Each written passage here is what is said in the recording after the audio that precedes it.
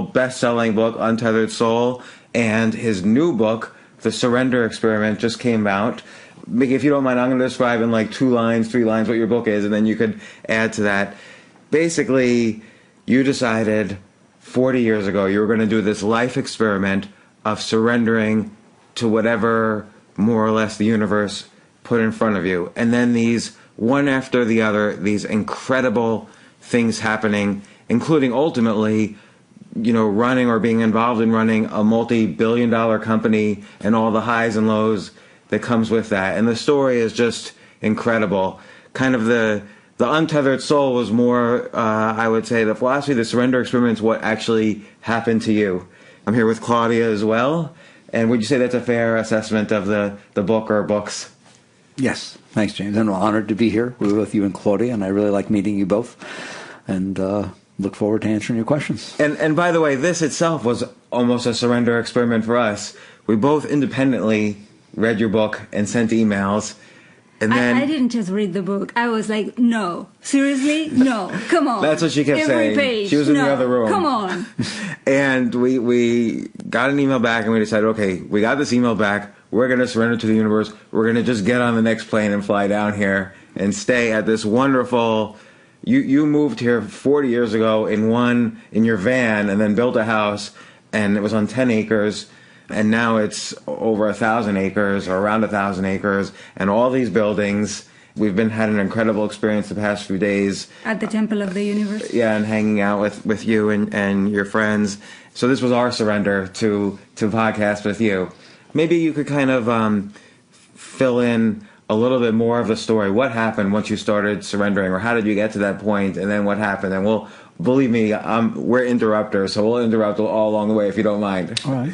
I think the right place to start is not with what happened, but with the inner awakening that happened. And that is, back in my 20s, I was in graduate school finishing a doctorate in economics, and I woke up, and I can't explain why or anything like that. I just started to see that I was in here, and that my mind was talking all the time, and that my heart was emoting these emotions, and that I used to listen to all that. It used to be every reactionary thing the mind did and the heart did, I would just be in there jumping, flailing around, trying to be okay. And I woke up one day, all right, and started to watch that instead of be that. And that's what happened to me. So is the voice in the head sort of like how, let's say your boss yells at you, and then you're in the shower thinking of all the things you could be saying to the boss back, or what I should have said. That's that sort of voice, and you found yourself somehow distanced from it. Yes, I was detached from that, and I noticed it wasn't me. It was something I was watching. It's just that simple. You don't have to get philosophical about it. It's like I'm noticing that while I'm taking my shower, I have entertainment going on inside my head. Somebody's sitting there talking to me. And then it didn't take very long for me to realize it really wasn't that entertaining. It was like pretty negative. It was mostly psychological mumbo jumbo, insecurities and fear and defensiveness and, finishing arguments that happened 7 years ago are still going on in my head. It was like it was quite an awakening. And I realized that was always going on in there, but I wasn't aware of it. I was too protective, too involved in it, okay?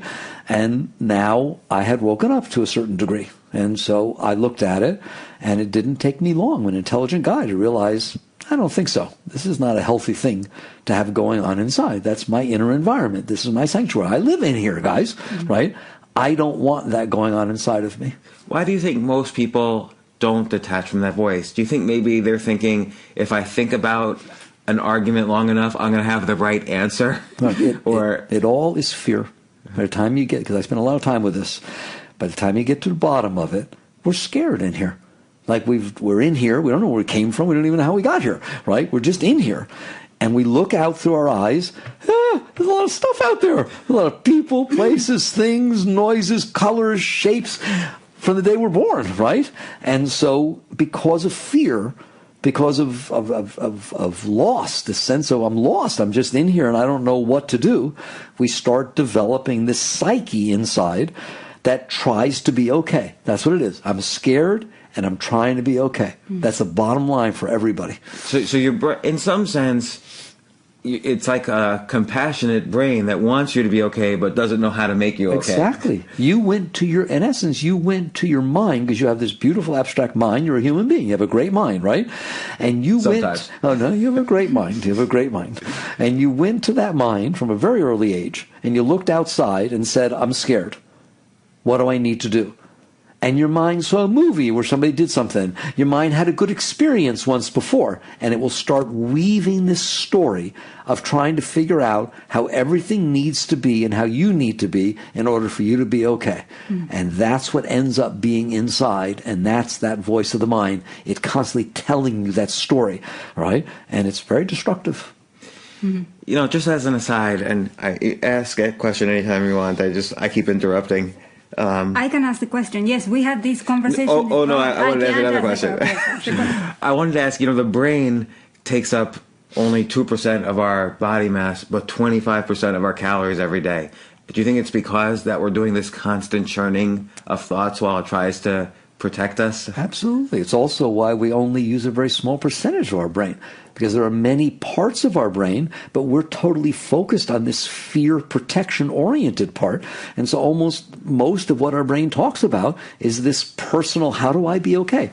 How do I be okay? Do I need money? Do I need to get married? Do I need a relationship? Should I leave my wife? What do I do with the kids? Blah, blah, blah, blah, blah, right? It's this constant, what do I need to do to be okay? And what does everybody else need to do for me to be okay? And that becomes the struggle of your life. And so how do you think, like for you, it seems from reading the book that it almost happened accidentally, that you distanced yourself from these thoughts. How come you think most people just stay absorbed their whole lives in this ongoing discussion and argument in their heads? First of all, I'm very encouraged by how many people are awake and how many people are waking up. It's an evolution of consciousness. It's like the next level of our awakening, right? It's like we used to just work with our bodies. As the cave people just work with their bodies. Oh my God, I got to stay alive, right? And then it became this more sociological type situation, right? And now it's becoming more spiritual. And I just think it's an evolutionary process, and there are more people waking up, and everyone can wake up. Everyone can have this level of awakening. And maybe part of it, to be honest, is because we live in a culture where we don't have to worry about clothing ourselves and the basic needs. Maslow talked about the hierarchy of needs, right? Mm-hmm. And he talked about self-actualization, right, as being once you've taken care of some of these lower things. Well, many of us, most of us, and again, we should consider us fortunate because it's not true of everybody, don't have to struggle with the basic things every day. Mm-hmm. Right? And so that allows for an opening. Most people don't take that opening. They just become neurotic about something else. Right? It's almost like that. It's almost like the need for the physical needs and staying alive. We shift that over. Survival gets shifted over to the ego. I have a self-concept about how I want people to think of me and how successful I am and so on. Now I have to protect that. I have to figure out how to feed that. So really, it's almost like survival got moved to the psyche. You hear me? All right? Well, this is the next level, where you transcend that and you wake up, all right? And so the important thing is not why. Everybody is capable of taking a step back, period. It's not even hard. And what the beauty, I've noticed, the Untitled Soul is waking a lot of people up. And it's not just me. There are lots of other beautiful spiritual teachers out there, like Ortoli and Krishnamurti, and so many beautiful souls that are out there, and because they are awake, just their presence is waking up other people. Oprah, I consider her a person that's doing tremendous amount of work that's helping people wake up. I would like to play a little devil's advocate, because you live here in the Temple of the Universe, yes. And I mean the energy around here is amazing, yes. So I'm not surprised that you see people. But we run a podcast called Ask Altucher Daily, and the majority of the questions from any stage of life is, I am desperate, yes. I am stuck, yes. I don't know what to do, yes. I have no money, help. Good. Yeah, and let's say even like a specific example, someone's in Ohio, single mother, 5 kids, needs to pay the rent, has no savings, doesn't like her job. Okay, so let's deal with it. All right, let's not worry about why people wake up and what they've done. It's a very deep spiritual question, right? But be aware that everyone is capable of waking up, or is capable of living from a deeper place. Let them call it waking up. It's capable of living from a deeper place, period. The fact that you are a human being means that you have everything you need to go to a deeper level. Now let's look at James's question, all right? there are absolutely different life situations that people find themselves in, and they're different for everybody, that are very, very difficult, right? And we should have compassion for that. We should help each other and all the nice things that we can do, right? But here's my position. There's a problem outside. Does there have to be a problem inside? Outside and inside are two totally different places. Do you understand that? Okay?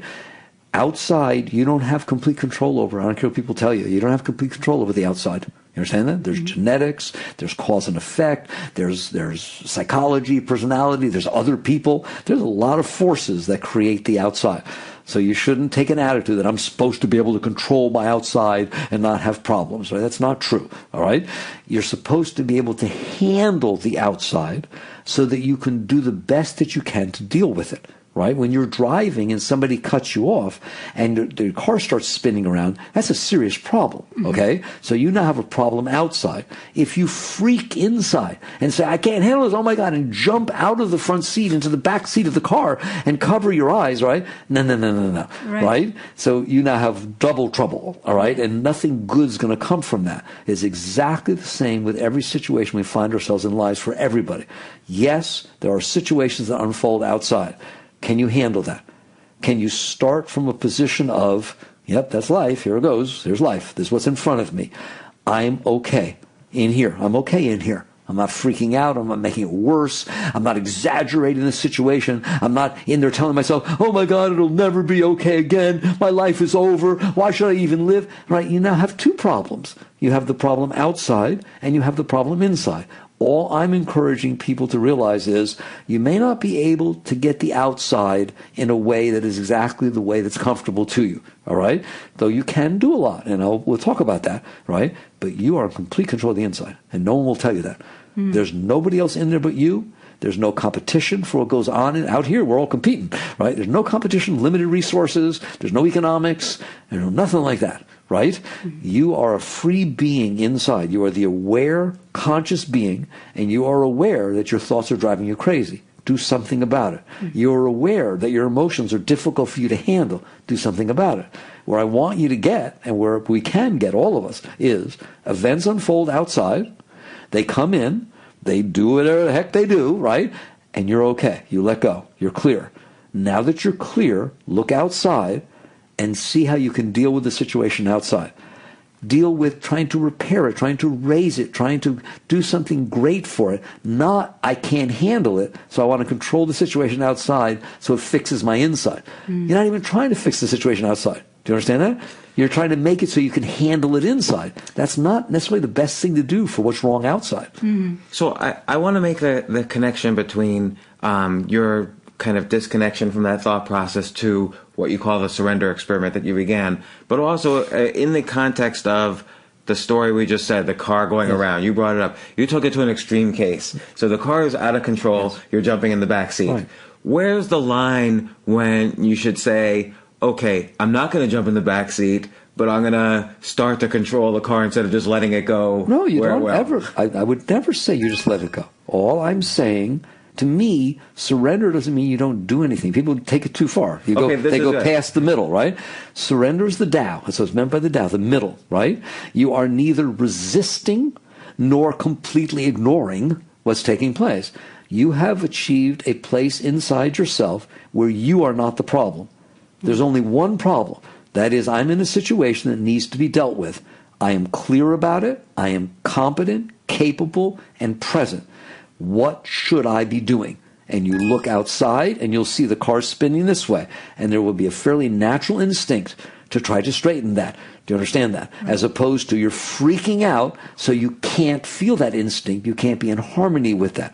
All of life is that way. So it's not that surrender doesn't mean you don't do anything. I made that very clear in the book. I said it's not a state of non-using your will. It is that you are using your will to deal with the situation that's in front of you, not to try to fix the fact that you can't handle the situation that's in front of you. I mean, you made it so clear in the book, it was almost like unbelievable. Like you went from being in a van here to, again, not to underline it, but running a $1 billion company. How did that happen? Because I have questions along the way. Right. So my experience... And the book describes that. I'm just asking you for the my idea. experience, everyone's going to have a different experience. I don't want somebody to read this book on how to make $1 million. That's not what the book is. That's absurd to read it that way, okay? The book is saying that it is okay to work on yourself. That's what it's saying. Don't be afraid of that. Don't think that you won't be a good mother. Don't think you won't be a good wife or husband or something like that, because you have changed your focus from, I'm a mess inside, so I need to control everything around me to get it a way that I can tolerate myself. All right. Remember that sentence. That's really what's happening. You understand that? That's not nice to everybody else. That's not nice to yourself. It's not going to fix anything. To try and create an environment where your sickness and your disturbance inside doesn't get too disturbed. That's really putting yourself in a little box, all right? Instead, you say, I am in here. This is my house. This is where I live. And I'm going to straighten this up. I'm going to get it nicer inside, all right? My experience is that if you do that, and that's the work you're doing, that a very different world will unfold in front of you than if you had been jumping in there, manipulating, screaming, carrying on because it wasn't the way you wanted, right? And my experience, as you saw from that book, is that not only was it very different, it was almost miraculous. Mm-hmm. The way things unfolded in a very perfect sequence, and everybody showed up at just the right time, and each thing... But the truth is, isn't the universe that way? Don't the planets stay in orbit? Don't all the stars? Doesn't every single thing, does your body secrete at the right time? Almost always, right? Mm-hmm. The cells divide and everything happens and your food digests. Isn't it true that 99.999% of everything going on in your universe is perfect? Is so unbelievable if you leave it alone. It just, gravity works. Everything is in harmony with everything else. So if you are willing to not project your problems on the outside world, maybe you'll be very surprised at what is naturally unfolding. Maybe the right person does show up at the right time, you know, in terms of the overall balance of creation. Right. And that's what they talk about, right? That's what the Bible...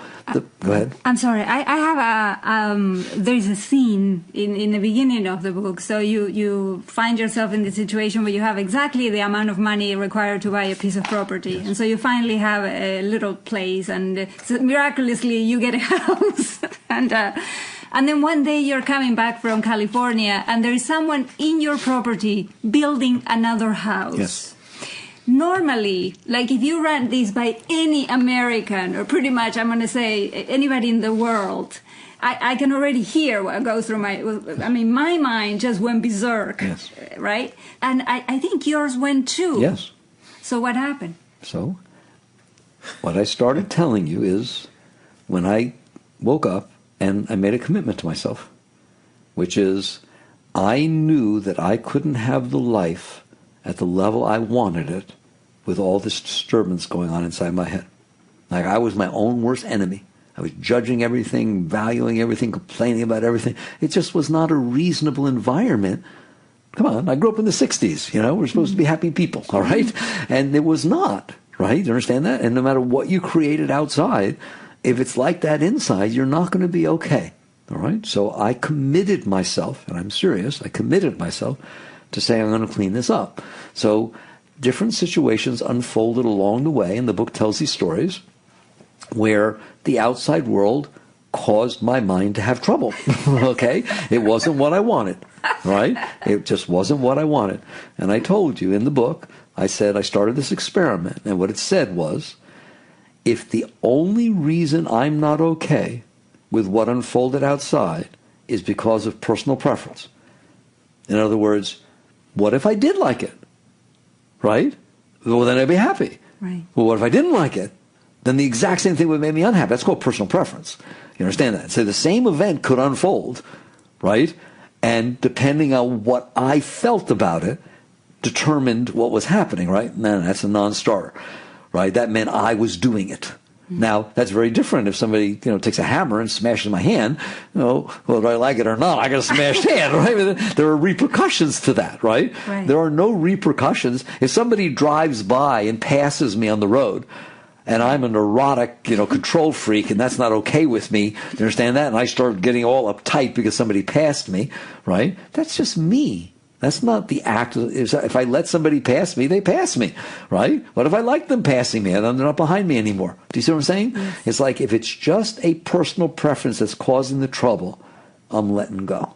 So that seems like the line. That was the line. So it's personal preference versus, let's say, reality. External repercussions. Yes. So let's take around the similar time or a little bit later, you stumbled into your first, I think it was a TRS-80, your first computer, right. And something in you, of course, lit up. You wanted to try it. So that's almost a personal preference on the positive side. How do you kind of regulate these positive things? Like, I'm going to go out and be a good programmer, say.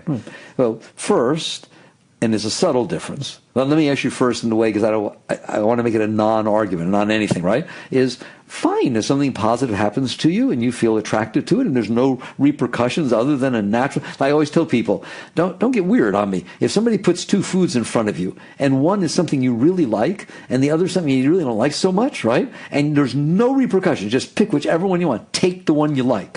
Okay, there, now you can breathe easy. And I always tell people, this is not about renunciation. There's no value in renunciation, right?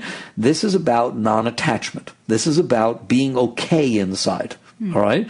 Now, it just so happened with your example with the computer is it's subtle, but it wasn't a personal preference. It wasn't like, oh, I always thought I wanted to use a computer. I never even thought about a computer. I never even knew it wasn't anything like that, right?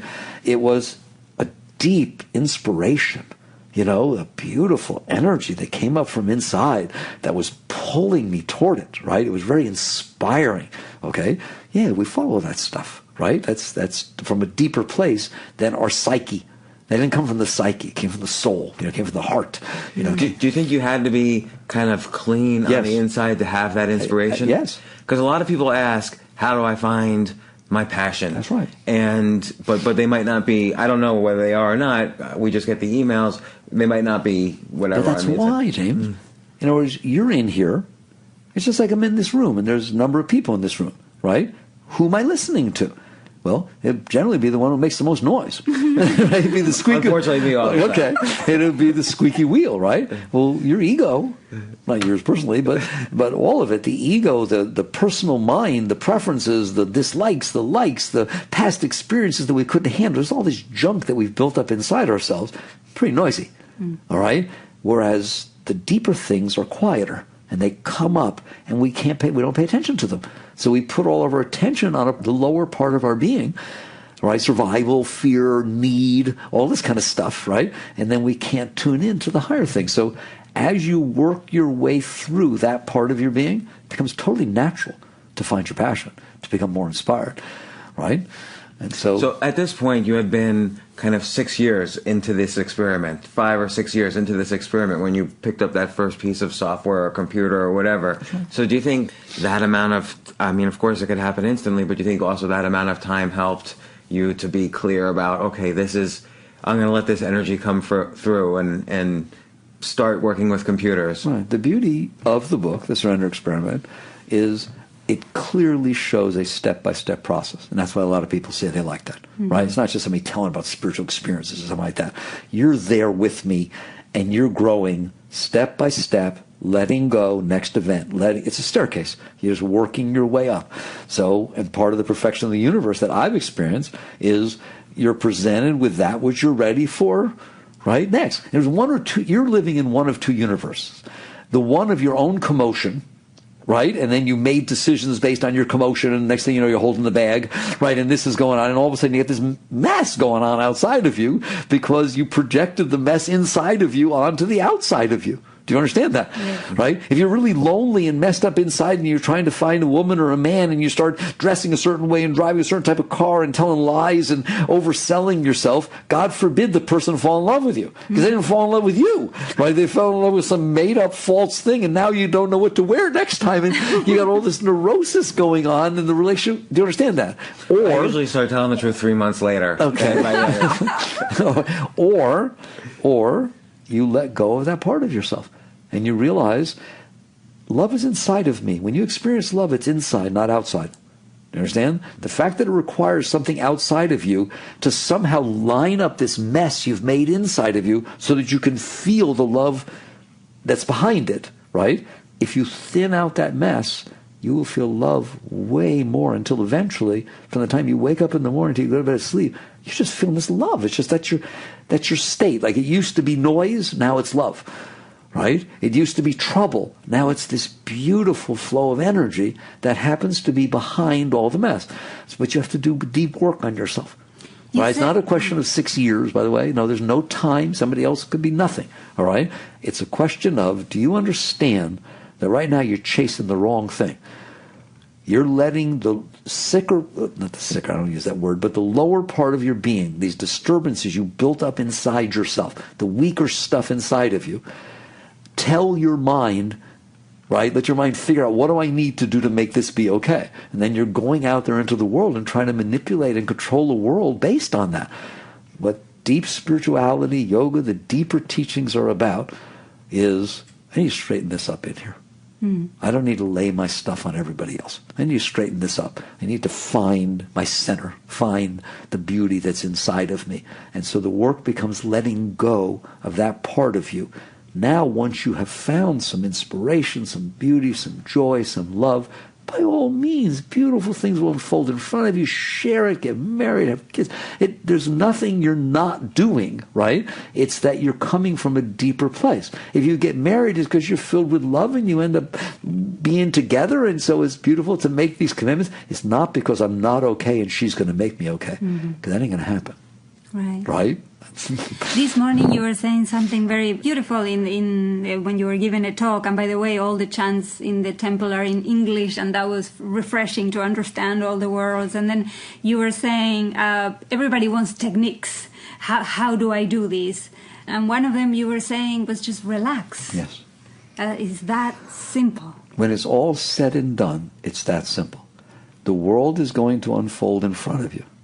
It is going to come in through your senses, and it's going to hit your stuff. And I think you all know what I mean by that, all right? It's going to drop into your psyche, and all the stuff you collected in there, your past fears and experiences, are going to get stimulated, right? And you're either going to go with that, or you're going to relax and let it go. That's it. That's the entire path. If you will relax, don't make it relax. As people say, it won't relax. I didn't tell it to relax. I told you to relax. You are the consciousness, the awareness of being. People will come to me and say, but you don't understand, Mickey, my mind won't shut up. You know what I'll say to them? How do you know? They'll get so mad at me. How do you know it won't shut up? Well, I'm in here. I hear it. Be in there and relax from that place. While hearing the voice. It doesn't matter. You relax. There's a difference between hearing the voice and listening to the voice. Do you see that? Right. Right? Now, the crickets are chirping, but I'm listening to you, not to them. Eventually, the voice is just the crickets in the background. It's your psyche being the neurotic self that it is. You understand that? You don't have to own that and fix that. You just have to not be that. You're the one who notice. You do notice that, don't you? Then relax. Just relax. Let go. Don't get pulled into it. Let go and relax behind it, right? It's a technique you need to learn. It's the highest technique, letting go. And that's what surrender is. And so in the book, of course, life is always a roller coaster, no matter what happens on the inside. Externally, life is a roller coaster, and you've been through it. And you describe many situations in the book. What was the most difficult situation where you had the hardest time disconnecting from that voice and letting go? If there was a hard time, I don't know. Of course. I would like to say that the universe and God is such that it kept me pushed against my comfort zone at the edge at all times as fast as I could go. So it's not like I would sit there and say, oh no, nothing ever bothered me. No, I'm not interested in that. You know what I'm saying? It's that the reason I hesitated is in the beginning I wasn't as practiced. We use the word evolve, but I don't want to use that word. I wasn't as practiced in it. Therefore, even something fairly small caused a disturbance, right? There's a story I don't tell in the book, all right? Because we edited a lot out, right? And made it smaller, right? But there's a story that when I was really living alone, I was totally in solitude, and I was out here, and I thought it was all about being in solitude. And some guy started coming out onto the land. It was way before the stories I told, right? In the beginning. And I'm almost embarrassed to tell the story now. He was in a tunic, like an Egyptian white tunic, all right, with some kind of Egyptian letter on it, right? He was into some occult thing or something and had heard that somebody was meditating out here, and he just started hanging out on my land and walking around. Oh, my God, I didn't want anything to do with him. I didn't want to go anywhere near him like that. And he'd come back and just walk in front of my house, which was all glass, so I couldn't miss him, right? And it caused me a lot of trouble. Right? I was like, it didn't have to. I could have just ignored him, right? He's outside. I'm inside, right? I didn't have to do it, but it disturbed my meditation. I didn't want him out there when I was meditating. Why? You're meditating inside. It has nothing to do with him being outside, right? But my mind was having a lot of trouble with this, right? And so there's a situation where it was a nothing. Later in my life, I would look at it as nothing. I thought it was cute, right? So, but it was causing disturbance for the state I was in at that time. You know what I did? I sat down. I got up from my meditation one night. You killed him. I got up from my meditation one night. I opened the door and called out to him and asked him whether he would like to come in for dinner and meditate with me. And it was like nothing inside my being wanted to do that. Are you kidding me? All right? But I was making a choice. Which do you want to listen to? You want to give in to that stupid neurotic self inside of you, right?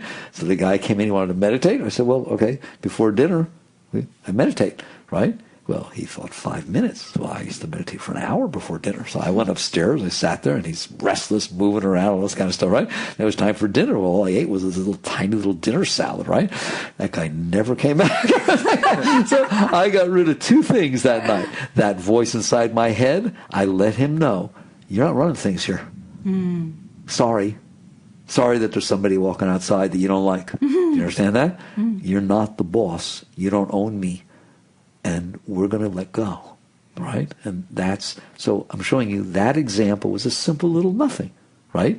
People walk around now all the time. It doesn't bother me one single iota. You follow me? Right? But then I wasn't ready. Right? Then, of course, bigger.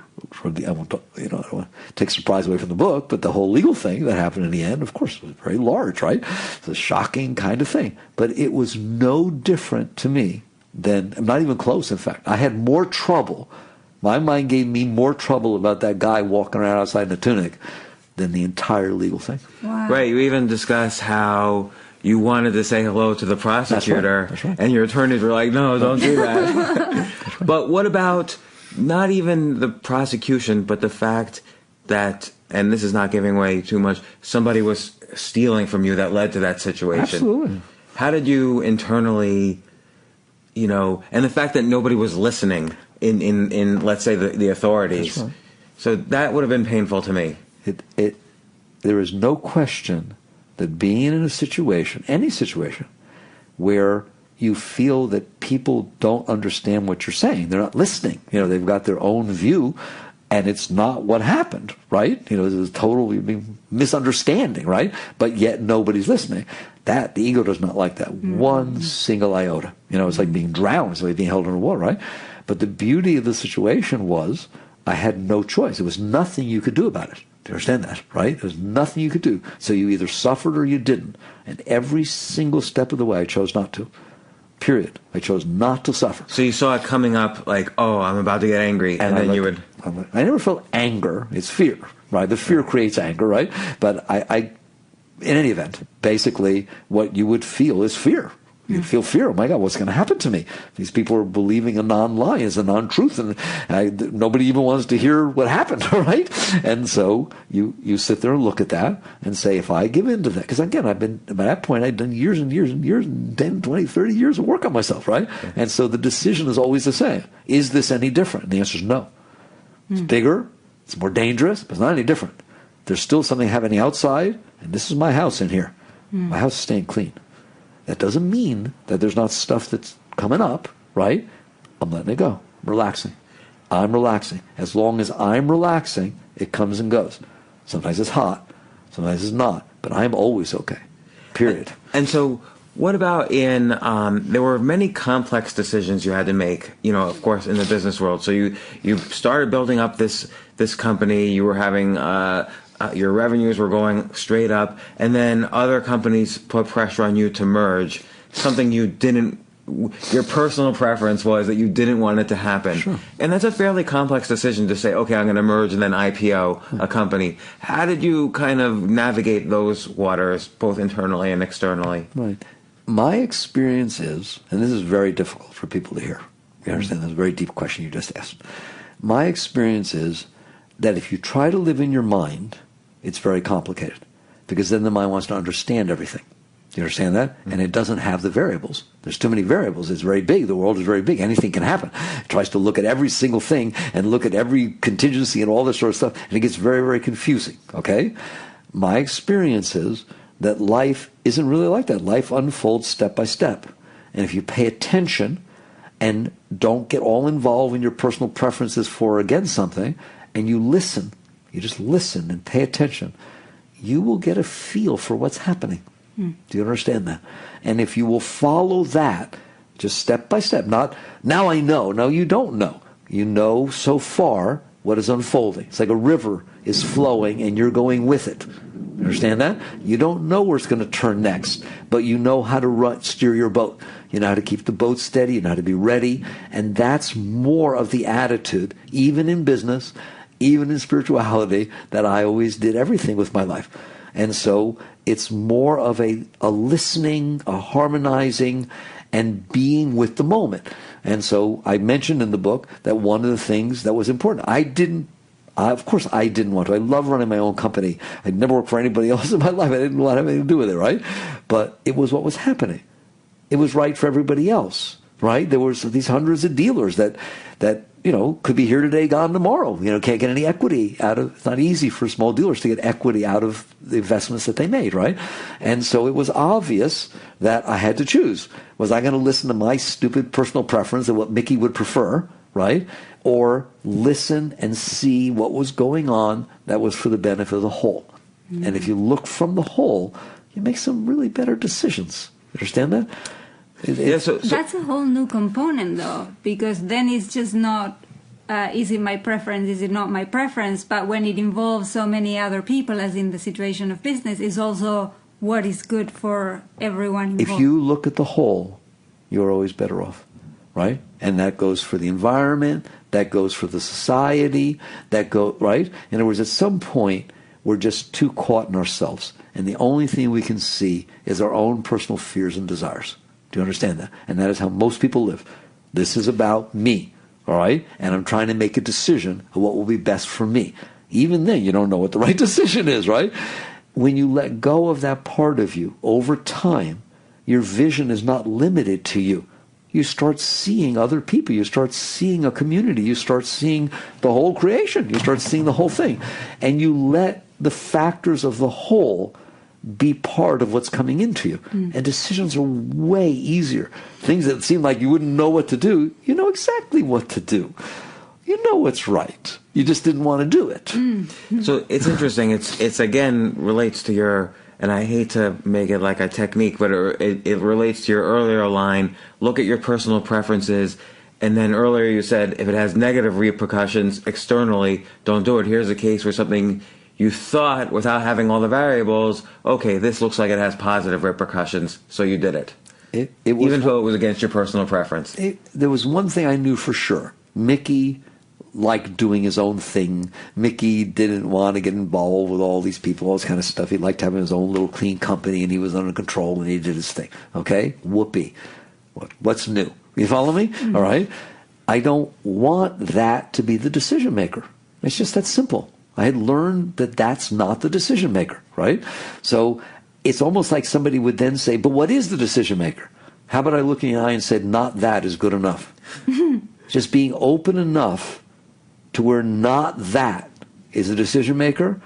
There are many other forces and factors come in to where you find a deeper harmony, right?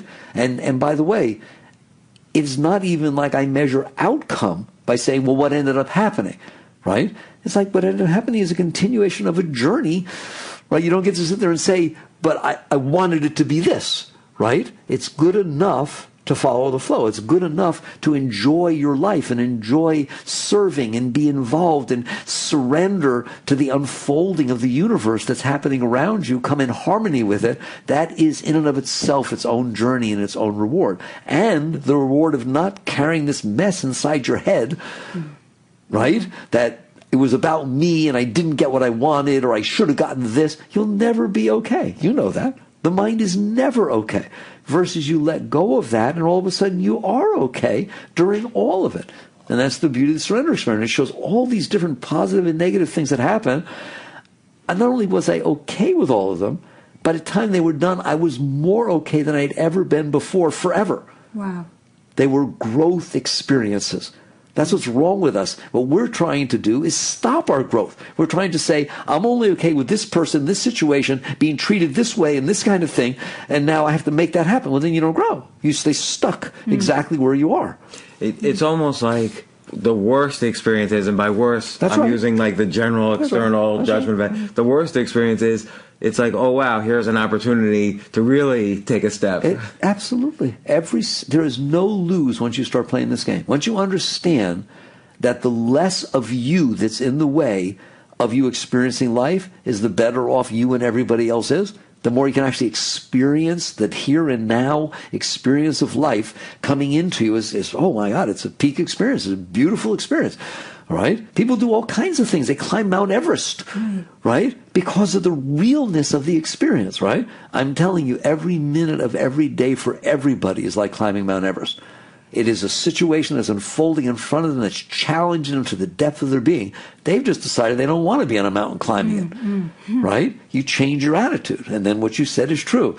If it unfolds in a way that doors are opening up and so on, well, this is beautiful. It's beautiful. You get to sail, clear sailings, right? If a storm comes and you've got to bring out your best sailors and hang on to the rudder and, coming about, right? And you just then you're a better sailor, aren't you, that you went through that typhoon. Right. You follow me? So that's life. Life is always teaching you. It's always improving you. It's always making you greater if you're willing to dance the dance that's there.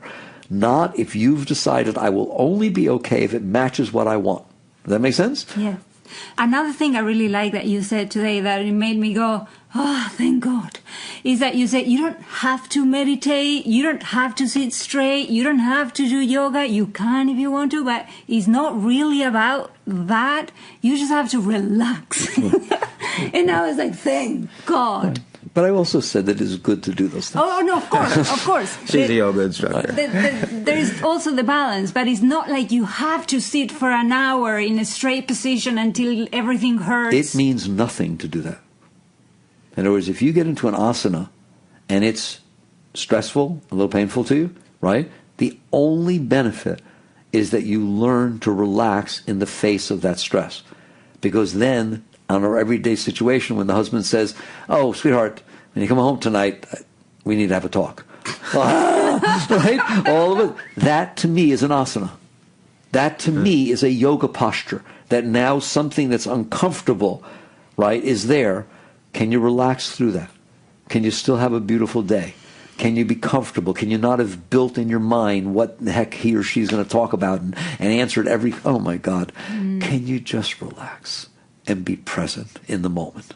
You follow me? Yeah. So asanas help you do that, right? Meditation helps you do that. Otherwise it has no meaning, right? It's all about you and your willingness to let go of yourself. Now it just so happens that if you do let go of yourself, then the anchor goes away and you start this ascent, this very natural, beautiful ascent where you start feeling joy. And I mean, you literally feel an energy that you never felt before rising up inside of you. Literally, not you're supposed to, right? And you feel different centers open. You feel all kinds of stuff, right? And you feel tremendous. You wake up in the morning with waves of ecstasy pouring through your being. Lay there as long as you want, just wave after wave after wave. That is a natural state of your being. Just like health is a natural state of your body, within reason, your body's meant to be healthy. Look at all the systems it has to try and make it be healthy, right or wrong, despite you, all right? Your inner state is meant to be healthy, and I mean really healthy, filled with joy, filled with love. To me, that's what the Bible means when it says, man does not live by bread alone, but by every word that leaveth the mouth of the Father. In other words, your only food is not just this stuff you take in from outside, a relationship of this, finance, careers, right? You get fed from inside. And I mean fed really strongly. And so that's when spirituality and psychology, you start seeing the relationship. If you let go of your psyche, you will realize there's something much deeper going on inside you. Well, and you mentioned that, now I forget which of the two books, but how, obviously we eat food to have energy, but you say if you're blocked or closed, let's say you're obsessing on a relationship or a boss or a situation, you'll suddenly feel lethargic and you won't have that energy no matter what you're doing. So if you attach too much to the external situation, it's going to shut down some center within you that brings energy. Period. This is yoga. What we're talking now is pure yoga, right? There is an energy flow inside. We are blocked. And we know what we mean by blocked. We don't understand that you're actually blocking that energy. So when I'm blocked and all of a sudden a good-looking woman or a handsome man or someone I'm attracted to shows up and starts being nice to me, right, I'm willing to open. I'm willing to not be blocked. Then all of a sudden you feel all this excitement and you go, oh my God, I get turned on. Well, that's there all the time. That has nothing to do with the other person. It has to do with you being willing to open because your psyche gave you permission because it got what it wanted. You understand that? If in 1 second that person turns around and talks the nice way to the person next to you, you'll close right back down. You'll think he's the worst person that ever walked the face of the earth. You'll hate him. You understand that? Yeah. It's like you're doing this, right? Because you're carrying, and what I'm encouraging is thin out. Go on a diet inside. Thin out on the stuff you're carrying inside, and all of a sudden a bird will take off. You'll feel the same joy, the same love, right? Somebody will tell you a story of what happened to them, and it will be just as exciting as if it happened to you. Everything will open you, and you'll just feel joy all the time. Why not? Why would I not do that? Why do I have to set up obstacles and then jump over them in order to feel the joy that's already inside of me? Right. It's a stupid game. I'm not playing it. Right. I'm going to cheat. I'm going to take down the hurdles.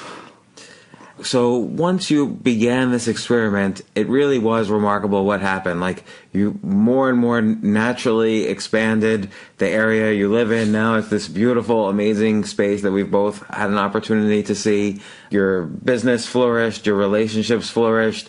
And again, there was ups and downs, but it seems like you used them as these growth experiences. I think both books are remarkable. We read The Untethered Soul not knowing your background at all. It's almost amazing when you see someone from what it seems like one background also be kind of a master of another background, because mastery is such an interesting thing to see how they're related. And I definitely encourage everyone to read The Surrender Experiment. It's a beautiful book describing specifically your adventure along the way as you were doing this experiment. Yeah. Why do you call it an experiment?